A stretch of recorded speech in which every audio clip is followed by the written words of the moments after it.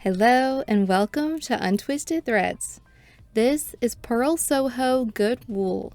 This 100% Andean Highland wool yarn features 37 colors. The colorway that we chose is Wild Heath. This 100-gram skein with 383 yards works up as a sport to DK weight yarn. The suggested gauge on a US 4 to 6 or 3.5 and 4 millimeter needles is 22 stitches and 25 rows per 4 inches or 10 centimeters. For our swatch, I will be using a 4.5 millimeter needle size. In today's video, we're going to review and score Purl Soho Good Wool using our 5 categories, which are availability, softness, traction, durability, and cost, to help you decide if this is the best yarn for you and your next project. Stay tuned until the end for a few pattern recommendations as well. Would you like to feel a sample of our top picks out of over 100 yarns that we've reviewed on our channel? Click the link below to get your first month's free specialty yarn card, knitting patterns, and more. Let's get started. For availability, we give Good Wool a score of 1 out of 5. Purl Soho began as a small shop in New York City and is now a thriving online shop. Currently, this brand of yarn is only available on their website at this time, but they do ship to the United States, Canada, and internationally. They also offer color cards for this yarn so you can more accurately choose the right color that you're looking for. For softness, we give it a score of 3.9 out of 5. Let me first say that our camera had a bit of a rough time picking up the color of this one. Is it warm toned? Is it cool toned? Either way, the purple heathered colorway is beautiful.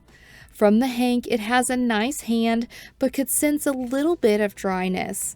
I was happily surprised that it actually wasn't irritating. My hands noticed that the yarn was there. Yes, a little dry, but it wasn't enough that it was irritating. For a comparison, it is softer than Knit Picks palette and not quite as soft as Drop Soft Tweed. I'd say it's pretty comparable to Knitting for Olive Merino.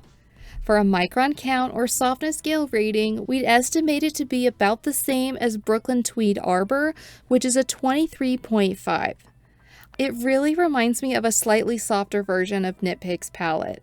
Even though this yarn is not superwash treated, which often makes a yarn softer, it still has a good hand. And I did notice that it softens some after blocking.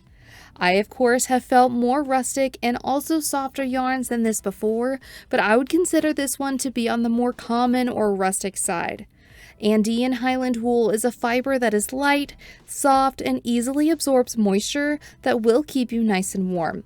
It is also known for its breathability and will actively react to the changes in a body's temperature. For traction, we give it a score of 4 out of 5. This loose 2-ply yarn didn't give me any issues. It also didn't have too much grip or traction on the needles. I probably wouldn't opt for wooden or bamboo needles unless you're a very green beginner, because I feel like it would just have too much drag and slow you down, but that of course is a personal preference.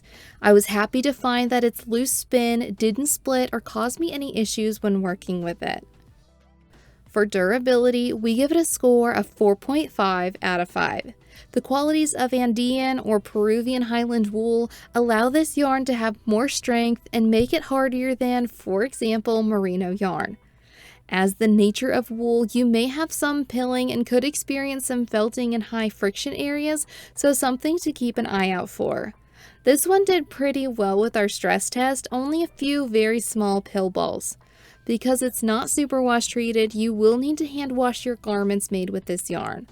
Since it is feltable, high heat, irritation, and moisture could cause your project to change in ways that you don't want it to. For cost, we give it a score of 4 out of 5. For being a 100-gram skein, you can expect to pay $15 US per skein. That breaks down to about 4 cents per yard, meaning a size medium sweater quantity would cost approximately $90.